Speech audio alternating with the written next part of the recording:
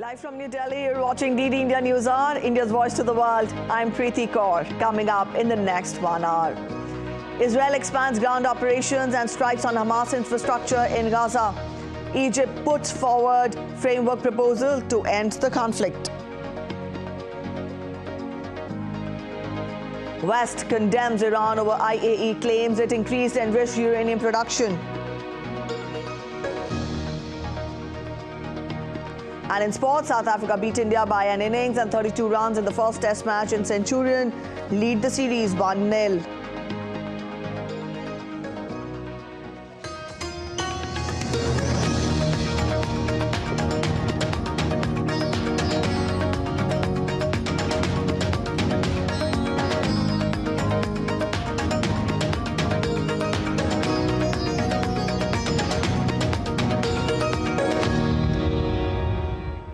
Let's begin by getting you an update on Israel-Hamas conflict. Israel's military has expanded its ground offensive in central and south Gaza, targeting terror group Hamas. The Israeli army released video footage and still photographs on Thursday. It says that show ground operations and strikes on Hamas infrastructure in Gaza. Israel says it will not halt its ground campaign in Gaza until it annihilates the Hamas movement, which controls the enclave.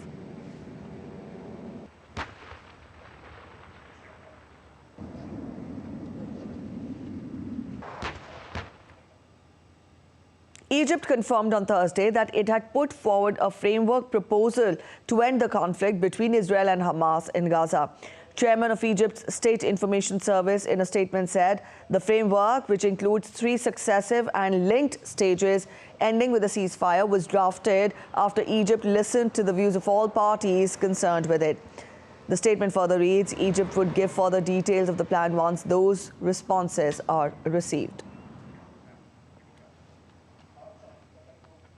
A new UN report expressed concerns over the human rights situation in Gaza. DD India correspondent William Denslow reports from UN headquarters in New York. The United Nations Palestinian Refugee Agency, UNRWA, warned Thursday that people in Gaza are grappling with catastrophic hunger. The UN agency's reiterated calls for a humanitarian ceasefire so more aid can enter the Palestinian enclave. Meanwhile, the UN's High Commissioner for Human Rights, Volker Turk, says Israel's use of military tactics in the West Bank is extremely troubling. Hamas killed around 1,200 people in a surprise attack that day, and Israel says it won't end its subsequent military assault until the group is defeated. Turk also raised concerns about settler violence against Palestinian communities. He says such incidents are being recorded on average 6 times a day. An Israeli official has described the UN report as quite ridiculous and belittles the major security threats Israelis are facing. Also on Thursday, the UN Secretary-General provided his end-of-year address, and it was a bleak summary of the past 12 months. Antonio Guterres said 2023 has been a year of enormous suffering, violence and climate chaos. He says 2024 must be a year for restoring hope and rebuilding trust around the globe. William Denslow in New York, reporting for DD India. In Israel, thousands of teenagers took part in a march in an effort to press the Israeli government and the international community to demand the release of the hostages. The young Israelis have marched from Tel Aviv to Jerusalem for the past 5 days for the release of the hostages still being held by Hamas. Many of the demonstrators were from the communities worst affected by October 7th attacks.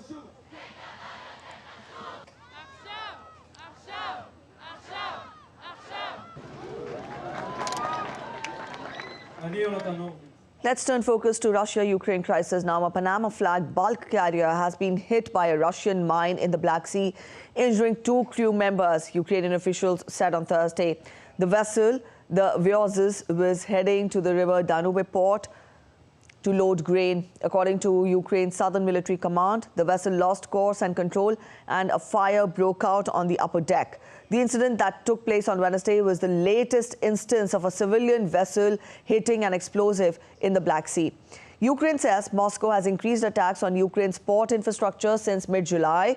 when it quit a UN brokered deal that allowed safe passage of Ukrainian grain shipments via the Black Sea.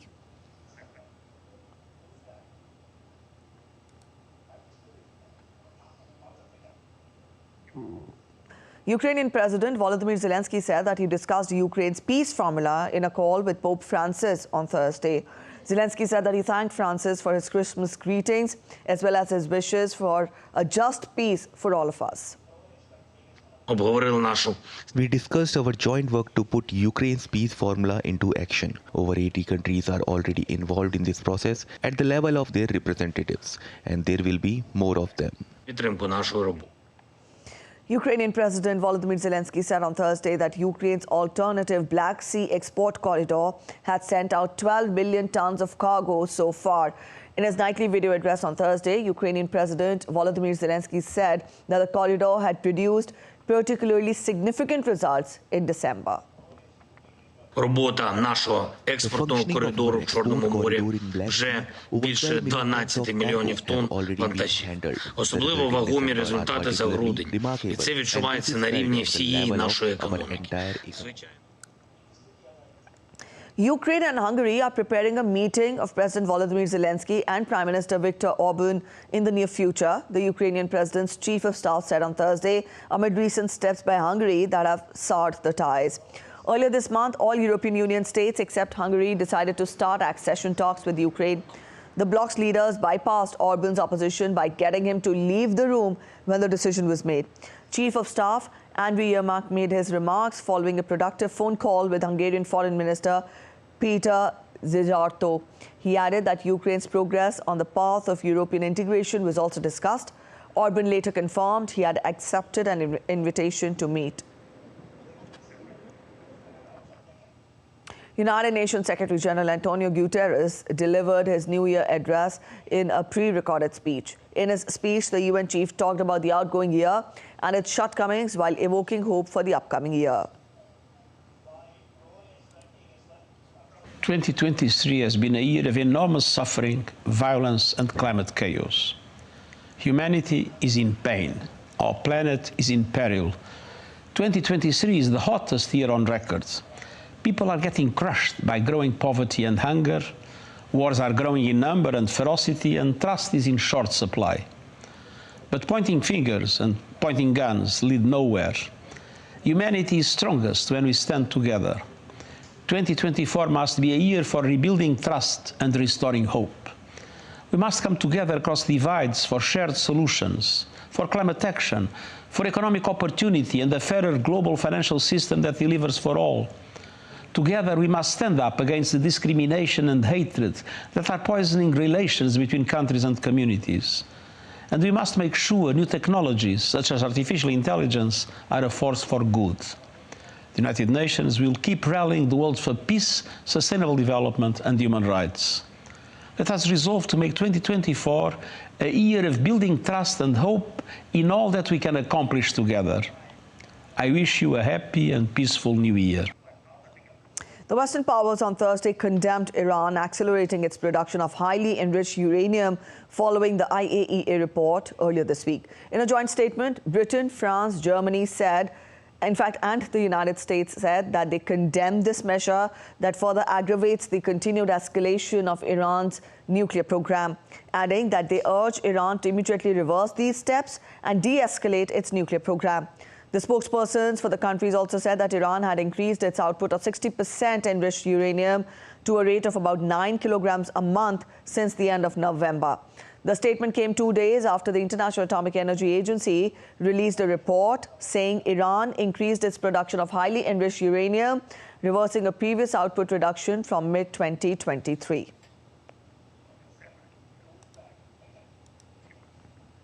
After high-level meetings earlier this week between U.S. and Mexican officials regarding the issue of migrants crossing over to the U.S., both U.S. and Mexico have agreed to enact plans that will help curb the unprecedented migrant inflow. The meeting followed the visit of U.S. Secretary of State Antony Blinken, where both the countries discussed extensively on border security challenges, including actions to reopening of key ports of entry across the shared borders. Both nations also agreed upon seeking cooperation from neighboring countries including Venezuela, Cuba, Nicaragua, and Haiti, in an effort to tackle the root cause of migration.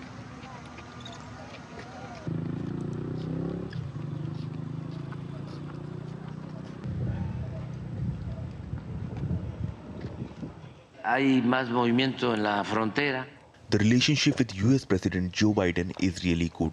He is very respectful of Mexico. There are no threats of sanctions towards Mexico. He understands migration is a phenomena related to poverty, that this is a social problem.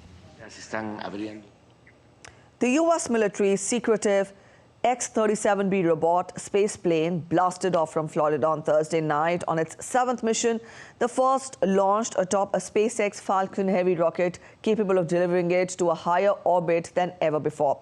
The Falcon Heavy, composed of 3 rocket cores strapped together, rode off its launch pad from NASA's Kennedy Space Center at Cape Canaveral in a spectacular nighttime liftoff carried live on a SpaceX webcast. Following the X-37B's launch, the Falcon's side boosters returned safely to Earth. The launch was originally set for December 11th, but citing an issue with the ground equipment, the company called it off about 30 minutes before the scheduled time, extending the wait by 17 days.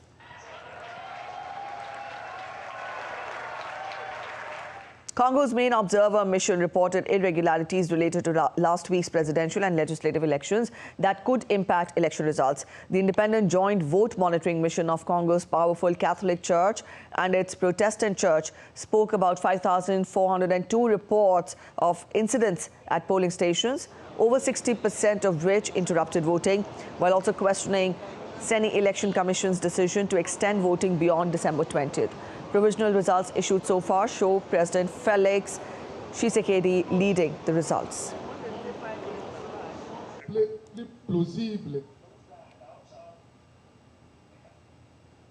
Argentina's most influential workers' unions on Thursday called for a national strike next month over President Javier Milei's reforms aimed at liberalizing the country's economy.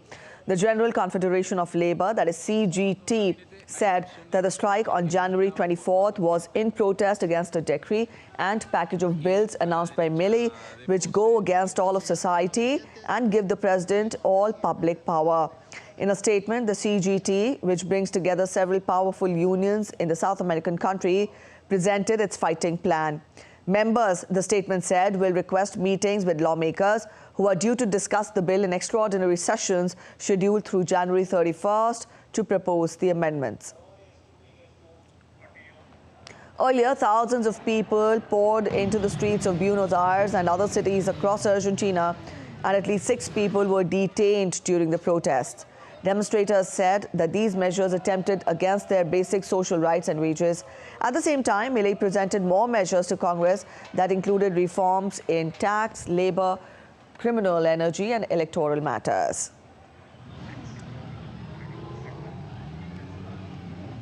We're heading for a short break, but still to come on this edition of DD India News Hour, another shock to former US President Donald Trump as Maine polls officially disqualify him from presidential primary ballot. Venezuelan president unhappy over British warship deployment near Guyana coast, citing breach of agreement with the country. Storms in the Pacific Ocean caused massive flooding in Northern California, prompting evacuation orders in several areas.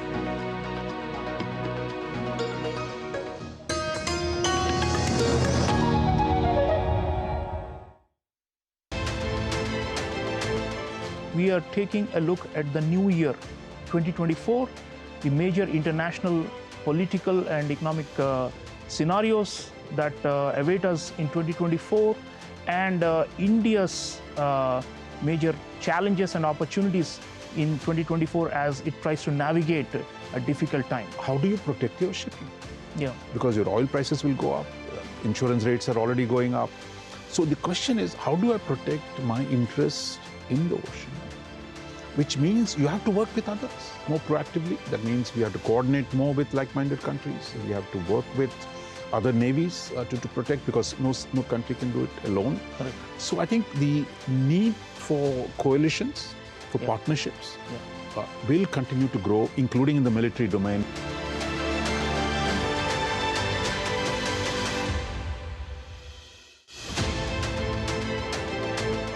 we are taking a look at the new year, 2024, the major international political and economic scenarios that await us in 2024, and India's major challenges and opportunities in 2024 as it tries to navigate a difficult time. How do you protect your shipping?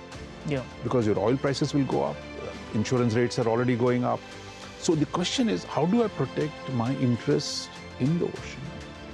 Which means you have to work with others more proactively. That means we have to coordinate more with like-minded countries. We have to work with other navies to protect, because no country can do it alone. Correct. So I think the need for coalitions, for partnerships, will continue to grow, including in the military domain.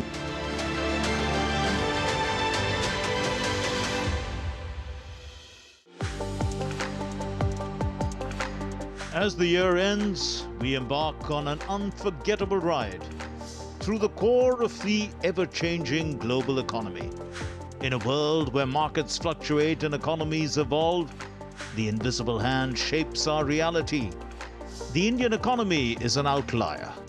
US and Britain get inflation in check, and China's property crisis compounds. This is one show you can't miss because it echoes 2023, these times on DD India.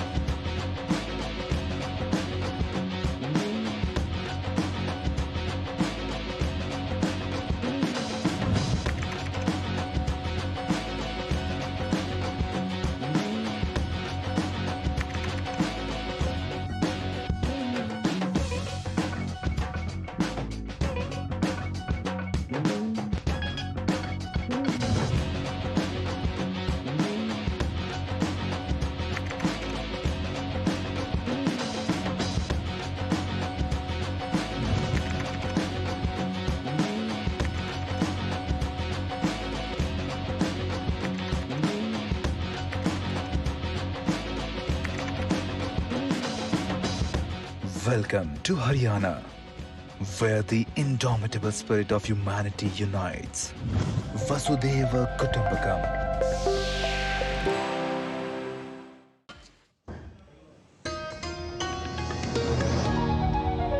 Welcome back after the break. You're watching DD India News Hour, and I'm Preeti. We'll get you more international updates. In another jolt to former US President Donald Trump, Maine's top election official barred him from the state's primary election ballot, the second state to block the former president's bid for re-election, based on claims that his efforts to remain in power after the 2020 election rendered him ineligible. The Maine decision builds on the momentum that Trump's critics have claimed after the Colorado ruling. Before Colorado, several other states rejected similar efforts.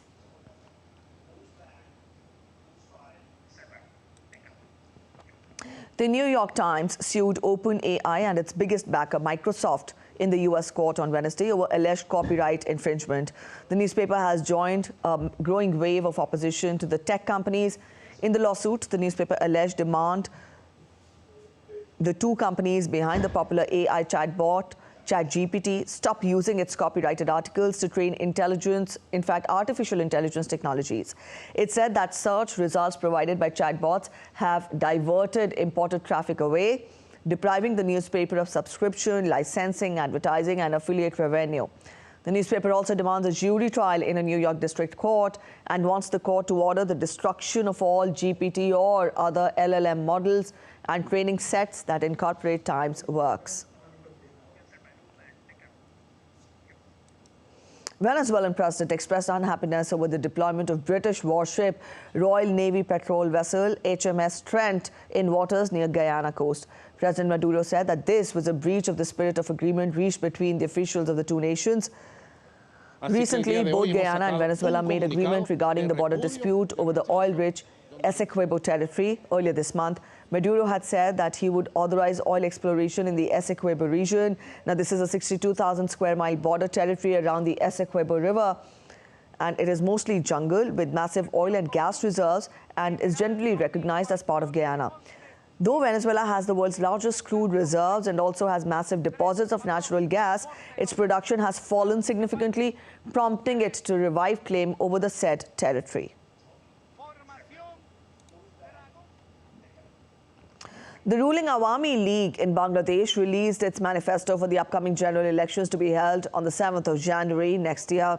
In the manifesto, the Awami League professes to continue its friendship to all, malice towards none policy. If elected, the party promises to continue cooperation with neighboring countries in areas including cross-border communication, transit, energy partnership and equitable water sharing.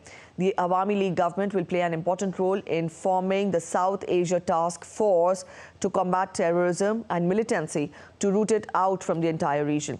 Prime Minister Sheikh Hasina has been in power continuously since January of 2009, having been re-elected in 2014 and in 2018. During this time, relations between India and Bangladesh have grown steadily. India and Bangladesh are close strategic partners and counter terrorism as well.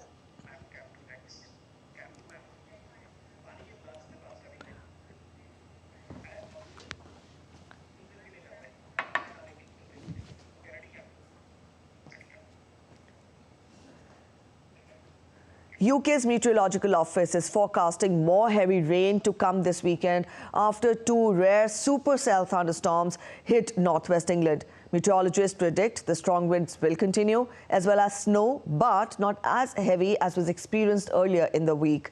Stuart Smith gets us details from London.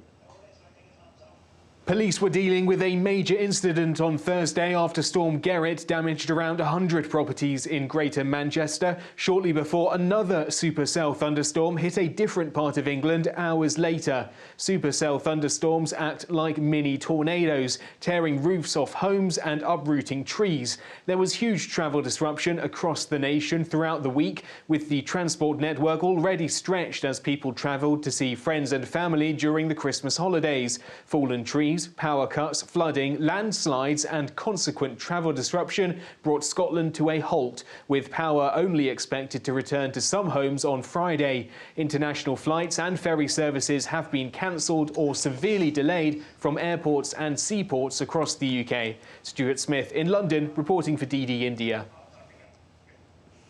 Australia is bracing for an intense heat wave across its north and west during the New Year's holiday weekend, with temperatures forecast to touch more than 45 degrees Celsius. According to the Weather Bureau, parts of Queensland, the Northern Territory and Western Australia are expected to face extreme to severe heat wave conditions from Friday. But in the east, thunderstorms are expected to redevelop from Friday across eastern Queensland and northeast New South Wales, continuing into the new year. Australia's December-February summer is under the influence of El Nino phenomenon, which usually brings about average daytime temperatures and can cause weather extremes ranging from wildfires to tropical cyclones and prolonged droughts.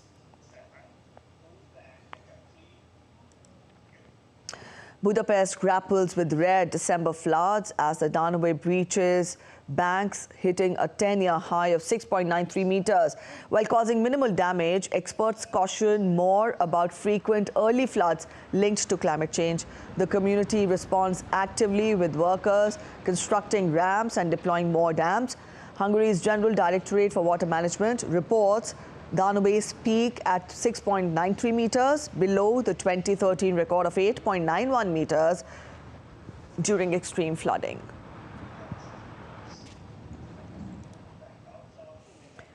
And now we take a look at other stories making it to the headlines from across the world.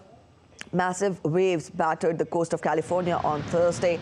Storms in the Pacific Ocean whipped up coast wells that led to flooding, and evacuation orders were in place in several areas in Northern California. The National Weather Service warned these conditions are deadly and worse is yet to come.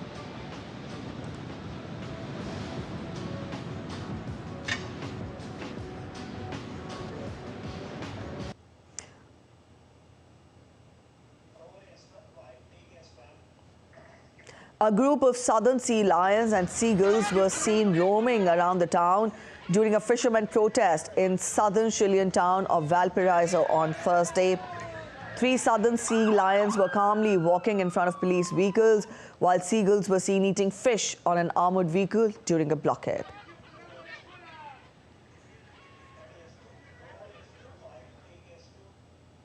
Hundreds of homeless people in La Paz received free showers, food, clothes, haircuts and toys at an evangelical church on Thursday through a project called Good Samaritan. The church volunteers helped prepare food, sort through clothes and toy donations. The project seeks to bring hope to people who have lost it all.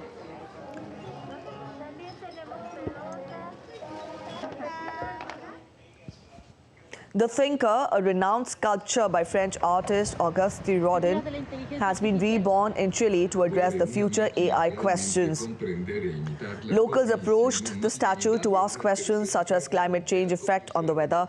The creators of the statue aim to bring AI closer to people by destigmatizing its use. The metal statue is 3.2 meters tall and weighs 250 kilograms.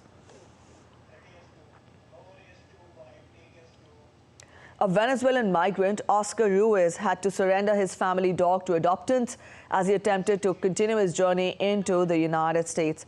U.S. immigration authorities asked Ruiz to abandon the dog or to surrender her to the dog pound. But he made a plea in local media to find an adoptive family for his dog.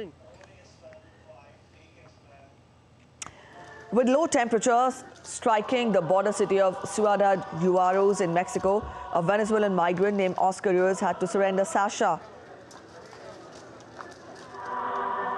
the family dog, as we told you just a while back.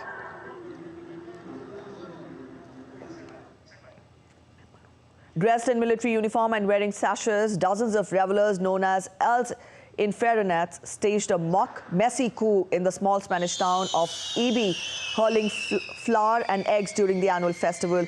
The day, marked as Day of the Holy Innocent, kicks off with Els Infernats taking over the mayor's office and establishing absurd laws as they confront La Obsesio with an explosion of flour and eggs.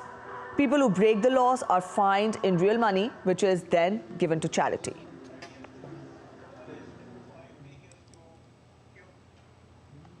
European Union flags were flown at half-mast outside the European Commission headquarters to pay tribute to former European Commission President Jacques Delors in Brussels on Thursday. Delors died at the age of 98. He was the founding father of the European Union's historic single currency project.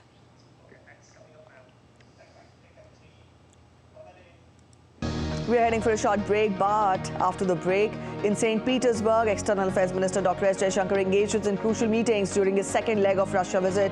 Stay with us to know the details. Amid full spring preparations, India's Prime Minister to visit Ayodhya on December 30th to inaugurate and lay the foundation stone of multiple development projects. Celebrating rich history and culture of Kutch, the globally acclaimed Ran Utsav in Gujarat is attracting thousands of tourists worldwide.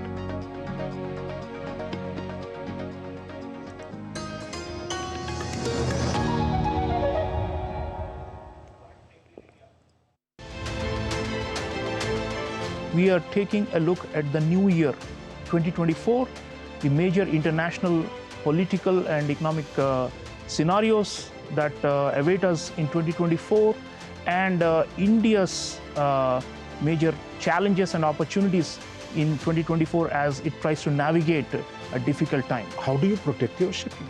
Yeah. Because your oil prices will go up, insurance rates are already going up. So the question is, how do I protect my interest in the ocean? Which means you have to work with others more proactively. That means we have to coordinate more with like-minded countries. We have to work with other navies to protect, because no country can do it alone. Correct. So I think the need for coalitions, for partnerships, will continue to grow, including in the military domain.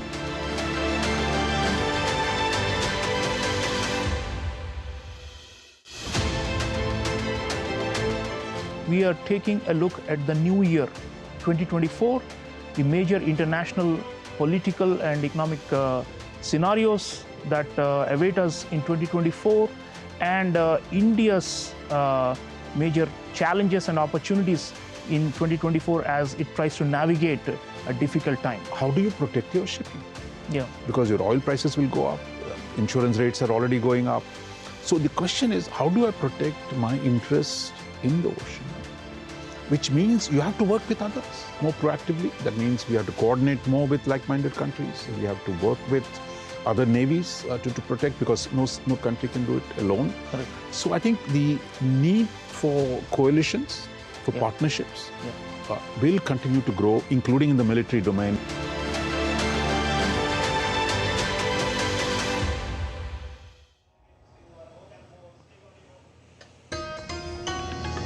Welcome back after the break. You're watching DD India News Hour. A quick recap of the top stories once again. Israel expands ground operations and strikes on Hamas infrastructure in Gaza. Egypt puts forward framework proposal to end the conflict. West condemns Iran over IAEA claims that it increased enriched uranium production. And in sports, South Africa beat India by an innings and 32 runs in the first test match, and Centurion lead the series 1-0.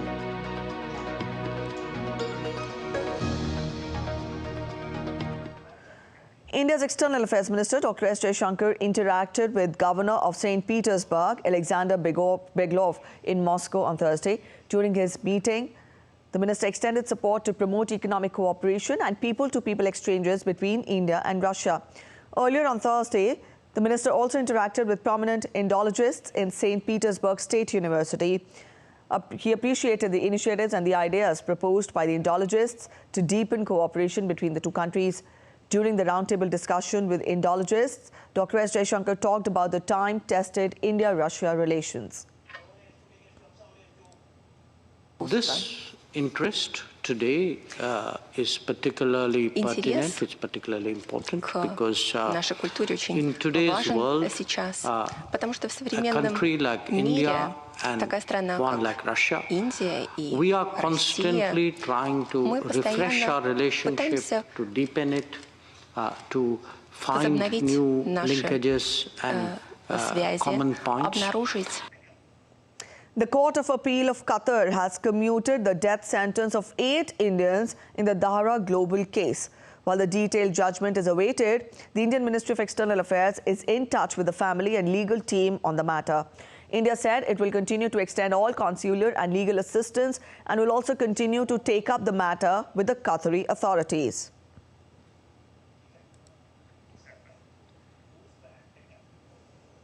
Aiming to bring lasting peace in India's northeastern state of Assam, the central and the state government are set to finally sign the long elusive peace accord with a major faction of one of the biggest separatist groups of the region, the United Liberation Front of Assam.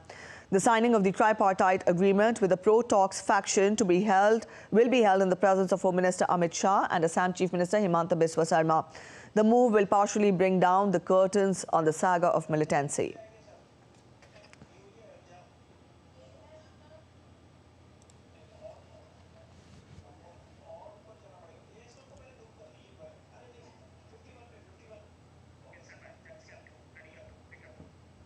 India's Prime Minister will visit Ayodhya on 30th of December.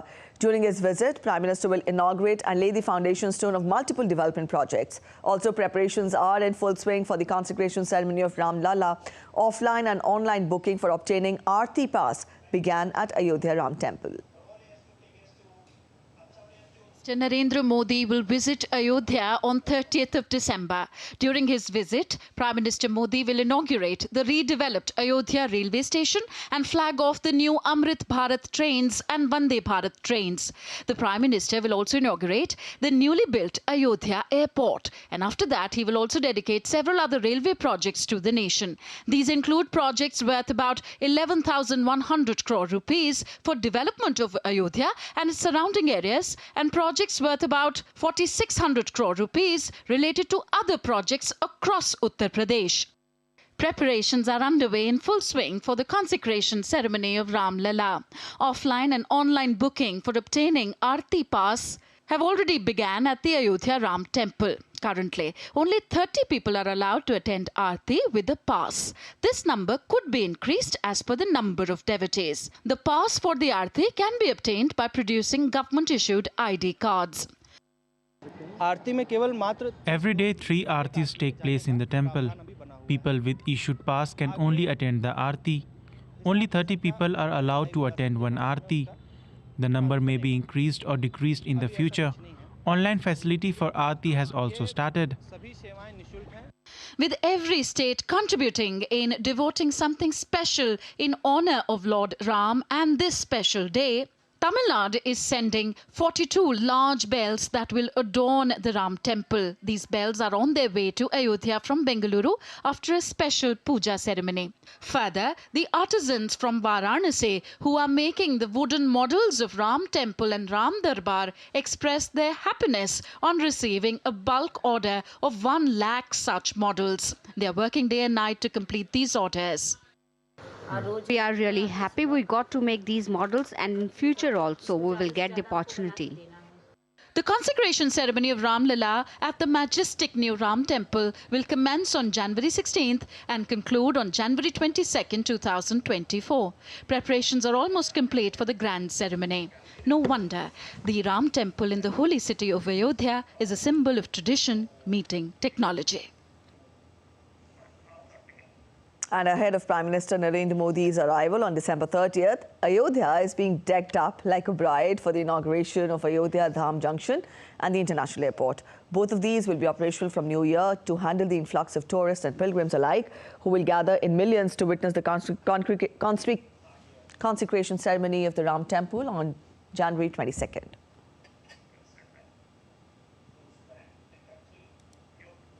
Nearing its completion, the Ram Temple in the pilgrim city of Ayodhya in the North Indian state of Uttar Pradesh is readying up for the grand ceremony on 22nd January. Up next, we get you a few pictures giving a glimpse of the overall structure of the temple, while workers are already busy giving the final touches.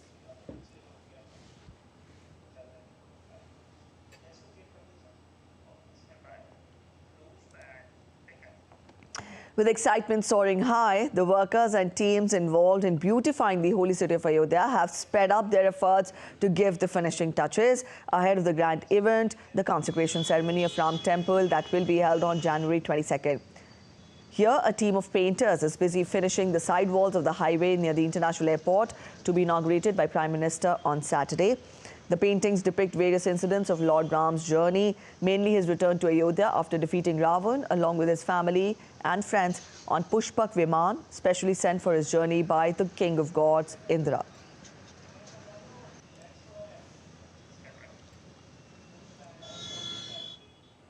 India's Viksit Bharat Sankalp Yatra is a journey being undertaken across the country.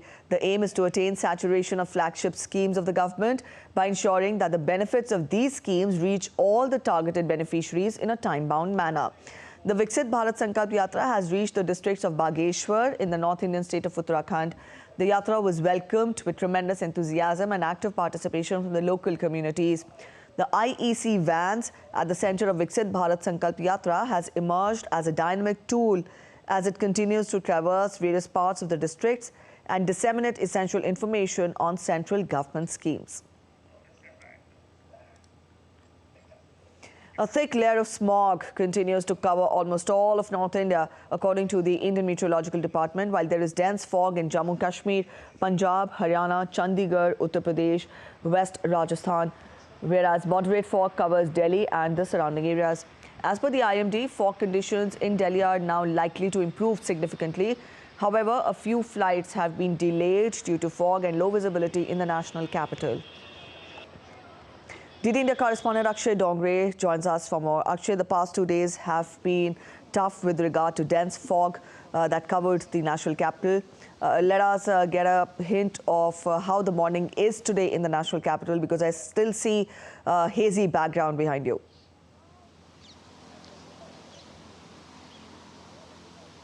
Well, absolutely, Preeti. In fact, we are here in the heart of the national capital near India Gate, and I would like my camera person to pan around and show you the situation in New Delhi. The thick layer of smog has now reduced a bit. However, still almost all of this area is enveloped in a layer of smog. However, which it has come down to a moderate level, which was quite dense until at least early morning today. However, this is not just New Delhi that we're talking about. Almost all of the North India, including the states of Haryana, Rajasthan, the states of Uttar Pradesh, Punjab, the Union Territory of Jammu and Kashmir, all of it is in fact enveloped in a very thick layer of smog. However, what people are expecting now is some respite as wind movements start, and it's not just respite from fog but also from smog. As the wind movement will begin, it will also take away some of the pollutants that have in fact concentrated in the northern parts of India, especially in New Delhi, where the pollution levels have till yesterday were above 400 as far as the particulate matter 2.5 are concerned, which means that the air pollution was in severe category. Now it has improved significantly. Has to be done even at this pollution level, because even right now the pollutants are in very poor category. So what people are expecting now is some respite due to wind movement, but the Indian Meteorological Department is saying that the national capital will have to wait for some more time for some significant improvement as far as the air pollution is concerned. However, fog will be reducing significantly by today evening. All right, so the fog will reduce significantly by today evening, but still we see a cover of smog in the national capital. Any word of caution by the authorities there, Akshay?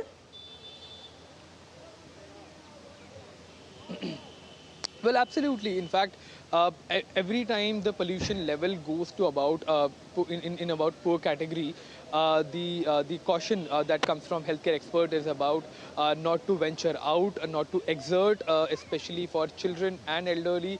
They should not come out of their homes and exert, do any kind of physical exercise out in the open. That is the advisory for pollution. However, as far as the fog is concerned, the smog is concerned, that also has significant risks as far as the traffic conditions are concerned. So traffic advisories have also been issued by local police authorities almost everywhere in North India. Some flights have been delayed. We saw over 20 trains that got delayed because of the smog. So all of these measures are being taken to ensure that no untoward incident takes place. However, as far as the conditions are concerned, when we talk about a broader aspect of North India, they will continue to remain the same as far as the fog conditions are concerned. So people will have to exercise some caution if they go out of their homes or if they drive, especially on highways, on open fields where the foggy conditions make it difficult to drive as well.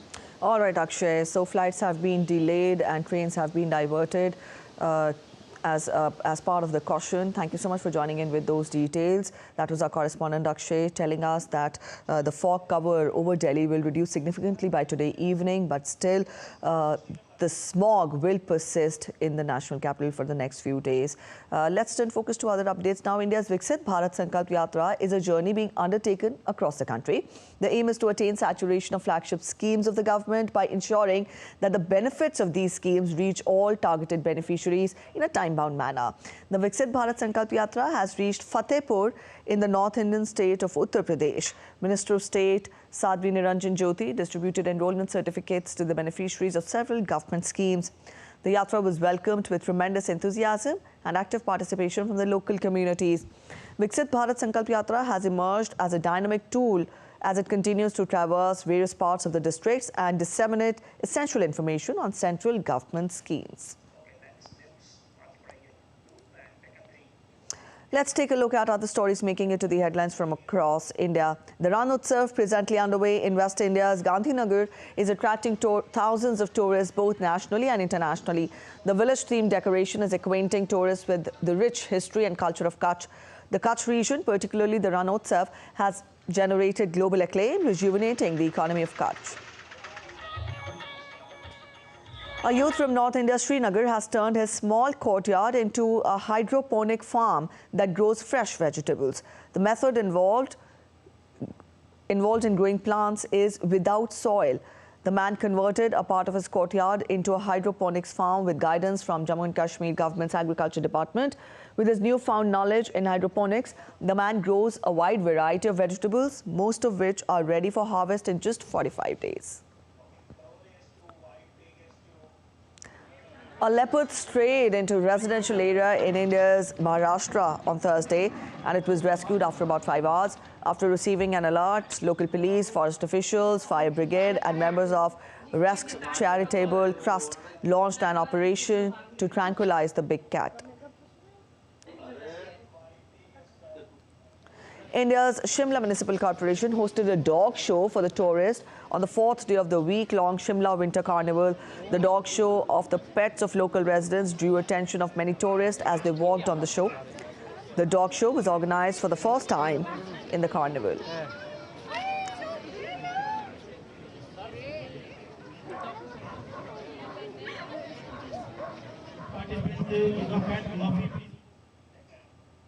We're heading for a short break, but still to come on this edition of DD India News Hour. Good news for the markets as Asian shares hit a 5-month high, though oil prices rise amid Middle East fears.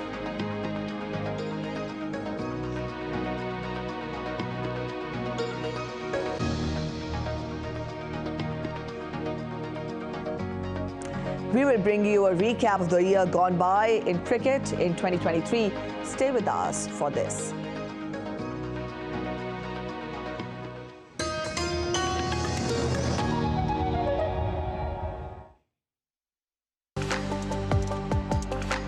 As the year ends, we embark on an unforgettable ride through the core of the ever-changing global economy. In a world where markets fluctuate and economies evolve, the invisible hand shapes our reality. The Indian economy is an outlier. US and Britain get inflation in check, and China's property crisis compounds. This is one show you can't miss because it echoes 2023, these times on DD India.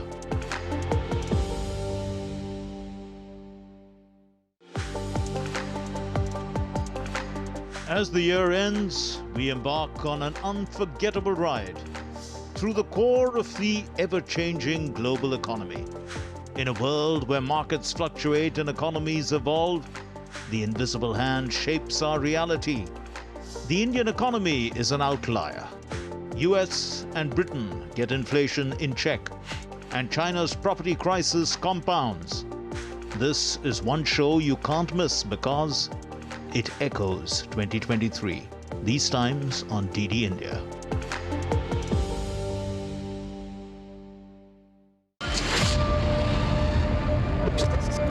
Why are students around the world struggling with mental health issues?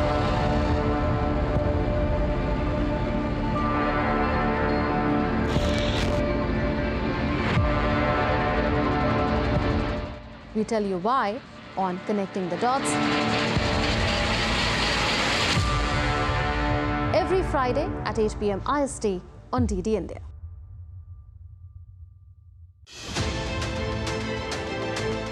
We are taking a look at the new year 2024, the major international political and economic scenarios that await us in 2024, and India's major challenges and opportunities in 2024 as it tries to navigate a difficult time. How do you protect your shipping?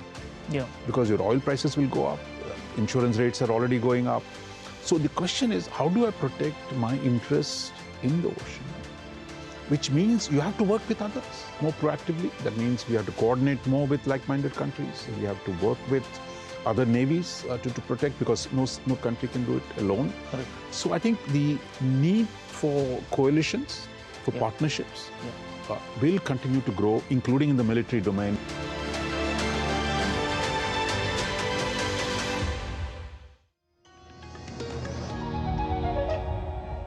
Welcome back. After the break, you're watching DD India News Hour. Let's get to updates from the world of business now. Asian shares hit a 5-month high on Thursday as market wagers on ever more aggressive rate cuts extended a huge rally in US stocks and bonds. The MSCI's broadest index of Asia-Pacific shares outside Japan was up 0.78%. Japan's Nikkei dropped 0.66%. Australia's index gained 0.48%. Oil prices rose in early Asian trade on Thursday as persistent fears over escalating tensions in the Middle East outweighed easing concerns about transport disruptions, as some global shipping firms said that they were returning to the Red Sea route. As part of the compliance action against the offshore entities, Financial Intelligence Unit India has issued compliance show cause notices to the following 9 offshore virtual digital asset service providers under Section 13 of the Prevention of Money Laundering Act 2002. Now, these firms are Binance, Qcoin, Huobi, Kraken, Gate.io, Bittrex, Bitstamp, MEXC Global, and Bitfinex. Financial Intelligence Unit India has written to India's Ministry of Electronics and Information Technology to block URLs of 9 entities operating illegally without complying with the provisions of PML Act in India. Moving on, India's Minister of Commerce and Industry, Piyush Goyal, on Thursday unveiled an e-commerce exports handbook for the MSMEs designed to function as a comprehensive resource for aspiring entrepreneurs seeking to engage in export activities through the e-commerce avenues. With a strong digital infrastructure and supportive policies, India is well placed to tap into the global market. In alignment with this prospect, India's Foreign Trade Policy 2023 explicitly aims to bolster cross-border e-commerce exports. E-commerce exports handbook for MSMEs, which will be a one-stop shop giving the what, where, when and how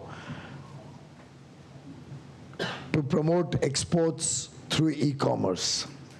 This was part of our Foreign Trade Policy 2023 ambitious target to increase merchandise exports to $1 trillion by 2030.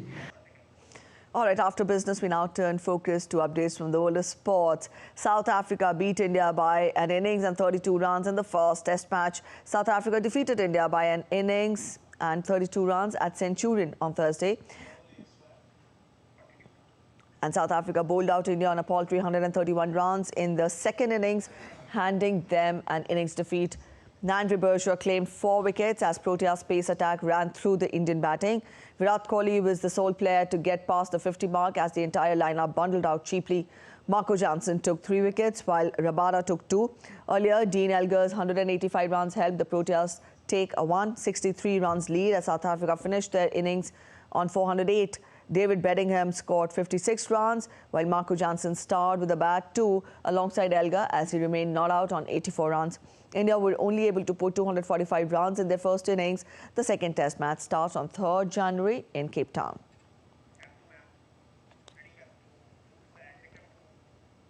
Brazilian soccer legend Pele is regarded as one of the all-time great. He passed away 1 year ago on December 29th.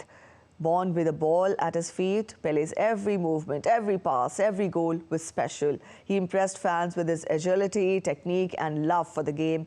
Pele won 3 World Cup tournaments with Brazil and scored 1,283 goals in his professional career. Here's a tribute to the football legend on his first death anniversary.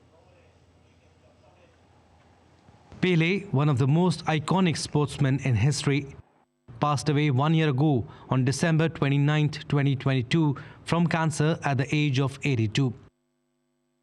He won 3 World Cup tournaments with Brazil and 10 league titles with Santos, his club team. He also won 1977 North American Soccer League Championship with the New York Cosmos.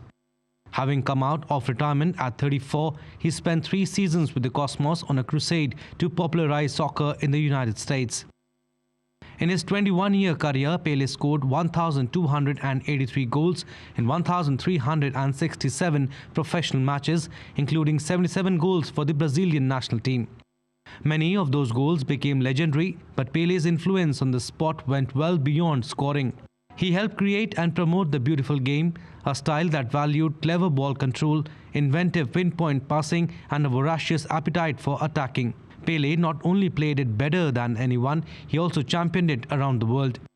Among his athletic assets was a remarkable center of gravity. Like other sports, soccer has evolved. Today, many of its stars can execute acrobatic shots or rapid-fire passing sequences.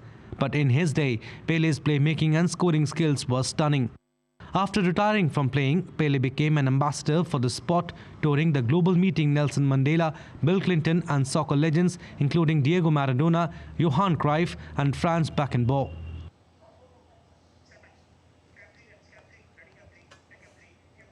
A lot of events happened in the world of cricket in the year 2023. From West Indies failing to qualify for the World Cup for the first time to India's heartbreak in the showpiece event.